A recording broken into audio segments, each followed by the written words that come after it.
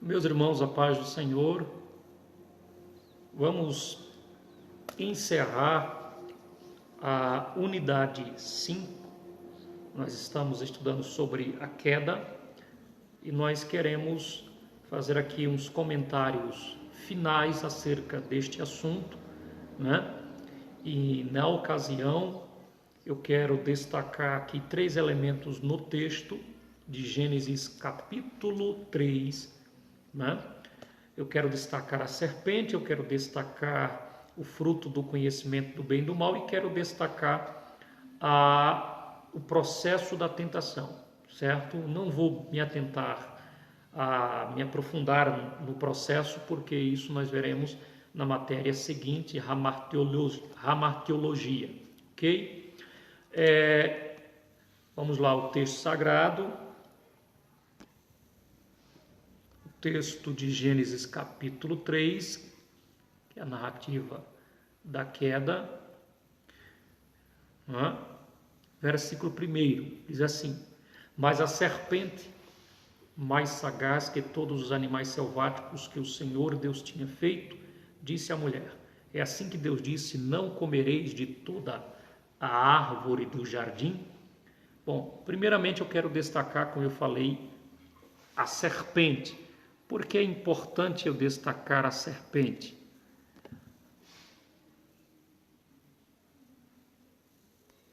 Porque há muitas teorias acerca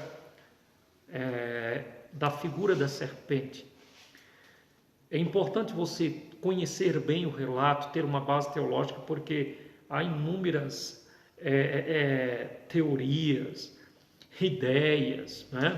Pensamentos que, sem base bíblica, sem fundamento, uma verdadeira exegese seria colocar de fora para dentro e não de dentro para fora, como é na exegese. Seriam conceitos criados, distorcidos da palavra. Por exemplo, acerca da serpente, há uma teoria que diz que a serpente é apenas um anjo caído, o próprio Satanás.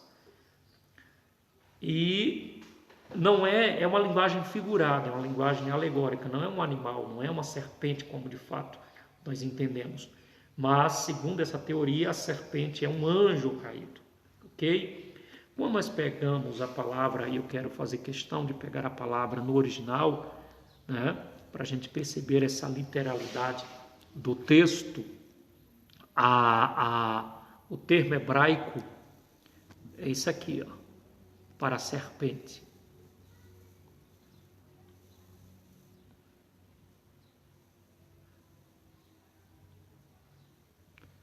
Traduzido assim: Nahash.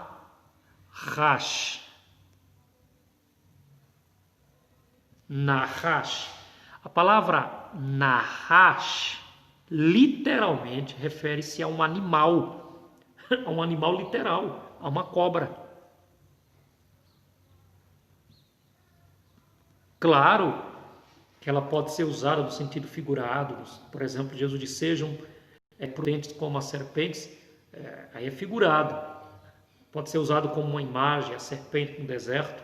Mas no relato de Gênesis, Nahash é um animal literal. Nós podemos ver isso no próprio texto.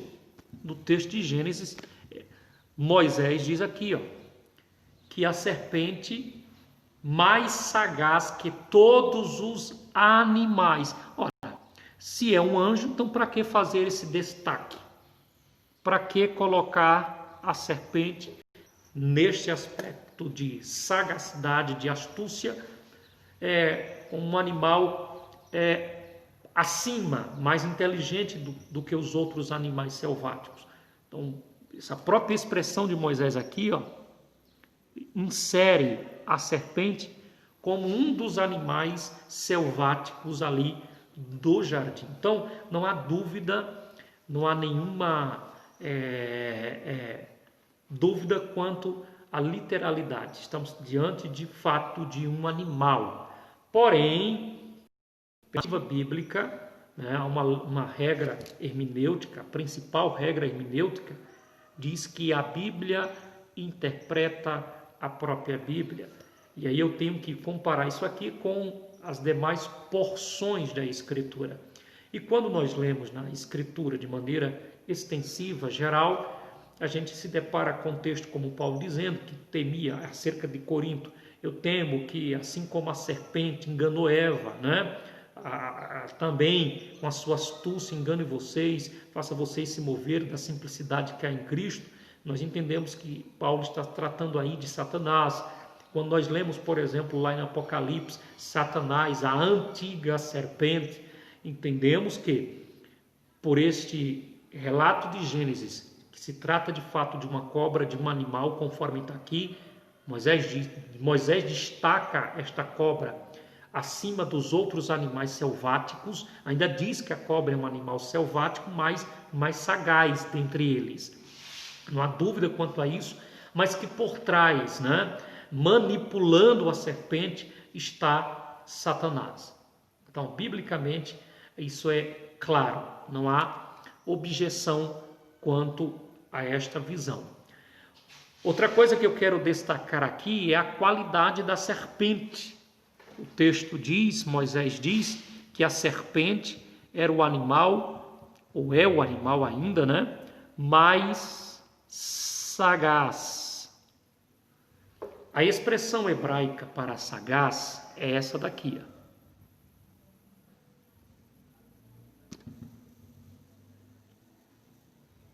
Deixa eu colocar aqui.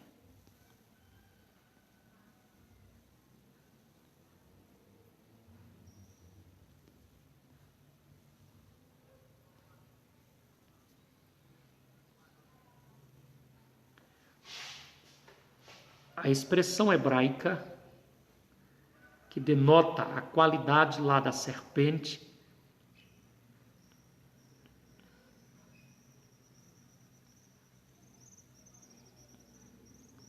arum, que dá a ideia de astuto, sagaz. E aí, inevitavelmente, nos vem uma pergunta. Ora, se tudo quanto Deus fez, tudo quanto Deus fizera, é perfeito e bom, como ele pode ter feito um animal ruim, um animal astuto, um animal perspicaz? É importante ressaltar que essa palavra no hebraico arum, assim como também na língua portuguesa, se eu pegar a palavra astuto, astúcia, esperto, ela não tem apenas um sentido pejorativo, um sentido negativo. Ela tanto tem um sentido positivo, no sentido de qualidade, ou seja, aquele comerciante é um comerciante astuto, por isso que vende muito, esperto, prudente, sagaz. Aí eu estou usando o termo no sentido positivo da palavra. Mas quando eu utilizo, por exemplo, no sentido ético e moral, estou usando no sentido agora pejorativo, no sentido negativo da palavra. Por exemplo, não confie naquele comerciante, pois ele é astuto, ou seja, ele é enganador. Então, quando Moisés refere-se à serpente aqui como um animal mais astuto, Moisés não está fazendo menção a um sentido negativo da palavra. Na verdade, essa palavra aqui, astuto, tem a ver com a qualidade natural da serpente. Satanás apenas usou esta qualidade natural dela para tentar Eva, né? Nós temos aqui o instrumento e o instrumentador, né? O instrumentista, aliás, aquele que usa o instrumento. Então Satanás viu a qualidade da esperteza, da astúcia da serpente e viu que ela era um animal adequado ao seu propósito para enganar a mulher. Meus irmãos, se Satanás continua fazendo isso, assim como Deus tem os seus servos, Satanás também tem os seus. Por exemplo, há pessoas que têm determinadas características, Satanás explora mais essa característica. Entendeu? Então, Então, aqui tem a ver com qualidade natural, não tem a ver com sentido pejorativo, negativo, né? Deus não fez a serpente má, Deus fez a serpente boa, assim como os outros animais.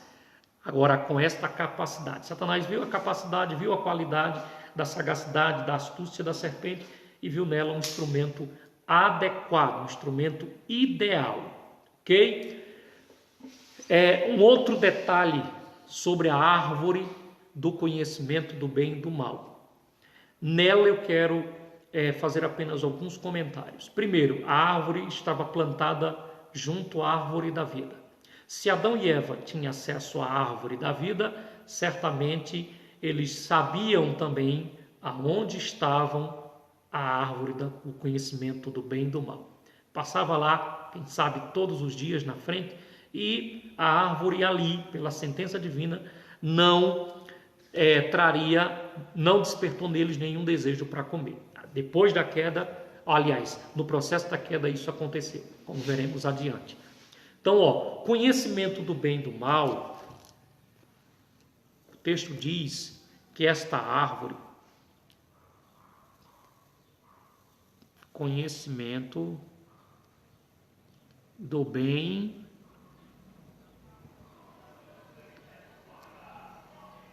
e do mal. Conhecimento do bem e do mal. Não é que a árvore, irmãos, tinha o bem e o mal. E que não há nenhuma comorbidade entre o bem e o mal. Conhecimento do bem e do mal, conhecimento do bem e do mal tem a ver com os efeitos e resultados que esta árvore poderia trazer, como trouxe, né, para o casal. Caso Adão comesse, esta árvore seria bem para ele, traria o bem, ele não morreria, não seria expulso do jardim, né? Não perderia o privilégio de desfrutar da presença de Deus. E caso ele comesse, traria o mal. Caso ele não comesse, traria o bem. Caso ele comesse, traria o mal. E toda a consequência ou consequências que ele teve que arcar por ter desobedecido a ordem de Deus. Vale também salientar que quando a Bíblia fala do conhecimento do bem e do mal, é o conhecimento prático.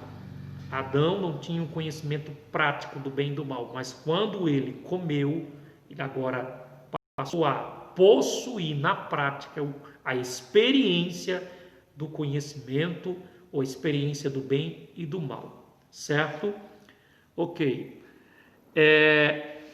E aí eu quero, por fim, para finalizar, verso 6. Vendo a mulher que a árvore era boa para se comer e agradável aos olhos, desejável para dar entendimento, tomou-lhe do fruto e comeu. Isso aqui é muito curioso porque eu quero aqui destacar algumas coisas.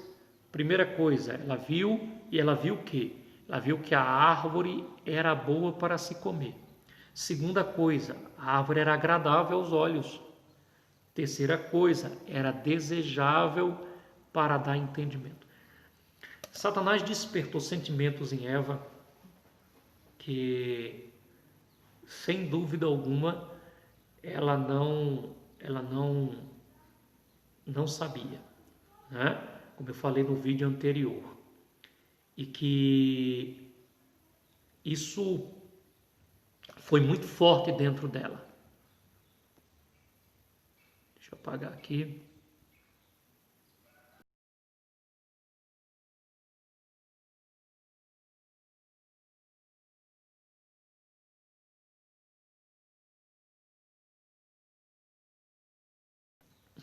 Sentimentos que até então Eva não conhecia, não sabia. O texto diz que ela viu que a árvore era agradável. Quero destacar essa palavra. Essa palavra no hebraico é Hamad, ou Hamad, significa precioso, desejável, né? Ela desejou. A palavra aqui denota o despertar de um desejo como uma paixão forte. Eva foi arrastada por este sentimento. Ela cobiçou. A palavra ali é ramad. Ela pode ser substituída por cobiça. E a cobiça tem a ver com um sentimento descontrolado, né? Um sentimento forte, apaixonante. Isso é muito curioso porque Satanás conseguiu despertar isso dentro de Eva. Conseguiu despertar um sentimento de cobiça.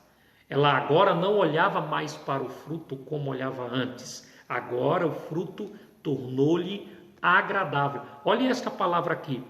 O desejo foi grande, foi tão intenso que a árvore despertou nela o apetite. O apetite para comê-la. Isso é tão provável que a palavra desejável no hebraico, ta'avá significa apetecível, né?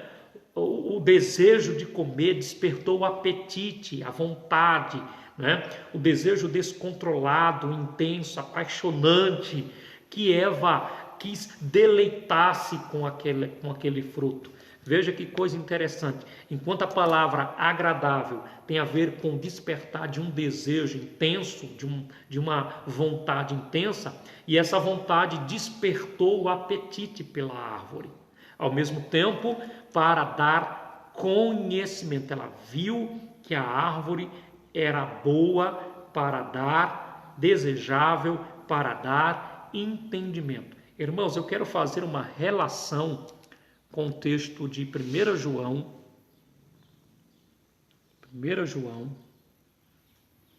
capítulo 2, versículo 16. Olha só que coisa interessante. Está escrito assim: porque tudo que há no mundo, eu vou destacar e veja se não exatamente os desejos e os sentimentos que Eva teve, que Satanás conseguiu despertar dentro dela. Porque tudo que há no mundo, primeiro, concupiscência da carne. Segundo, concupiscência dos olhos. Terceiro, soberba da vida. O texto diz lá que ela viu, né, que a árvore era agradável aos olhos. Está aqui. Primeiro passo da queda, né? Podemos colocar aqui. Segunda coisa, ela diz que a árvore agora era desejável aos olhos, né? Desejável, era agradável, soberba, aliás, concupiscência da carne. O desejo foi despertado. Segundo passo. E soberba da vida. Agora ela queria ter conhecimento do bem e do mal. Terceiro passo. Satanás conseguiu despertar isso dentro de Eva. Primeiro passo, colocando em ordem lá, né? Ela viu a árvore e viu que era agradável aos olhos, concupiscência dos olhos. Segunda coisa, desejável, concupiscência da carne. E para dar entendimento, soberba da vida. Terceira coisa. Nós podemos até colocar aqui 3 passos na queda de Eva. E é interessante que a palavra concupiscência no grego, eptumia, dá a ideia de um desejo desenfreado, de um apetite sem controle, desejos desordenados, sem controle, sem freio.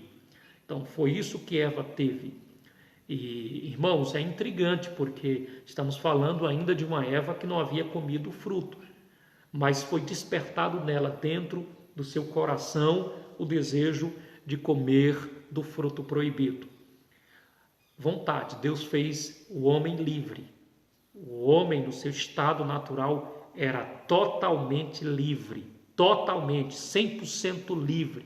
Mas após comer do fruto proibido, perdeu essa liberdade que só pode ser restaurada pelo Espírito Santo. Isso conforme Armínio nas suas obras diz, e assim também Calvino. Nesse ponto eles concordam que o homem está preso no pecado, acorrentado no pecado, mas o Espírito Santo o liberta.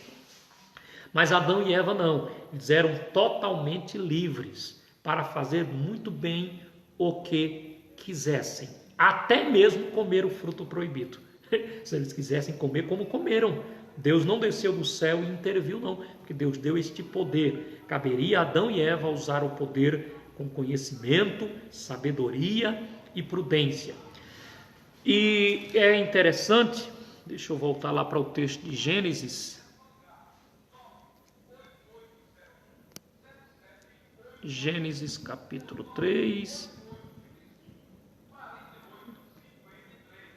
Diz o texto que depois que do processo do olhar, do desejar, do se agradar, ela foi lá, comeu e deu o seu marido.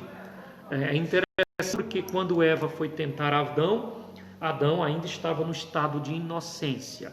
Já Eva já tinha a experiência da prática do mal, do conhecimento do bem e do mal. Eles comeram e ambos caíram.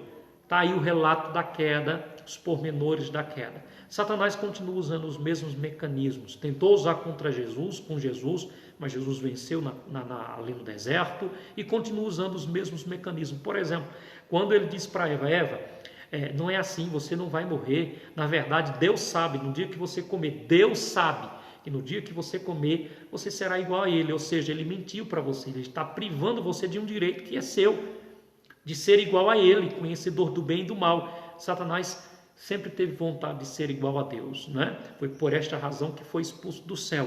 Ele colocou isso dentro do coração de Eva, colocou a soberba dentro do coração de Eva. Meus irmãos, está aí o relato da queda. Nós iremos logo mais postar um outro vídeo acerca da imagem de Deus. Há uma pergunta interessante porque pós-queda nós sabemos que o homem passou a herdar uma natureza pecaminosa, a morte aí imediata, espiritual e processual biológica. Nós vamos explicar isso mais à frente. O homem passou a herdar, né, toda sorte de males. E como imagem de Deus, como ficou a imagem de Deus no homem depois da queda?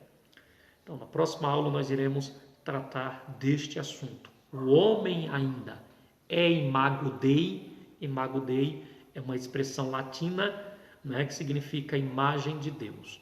Amém? Deus abençoe e até o próximo vídeo.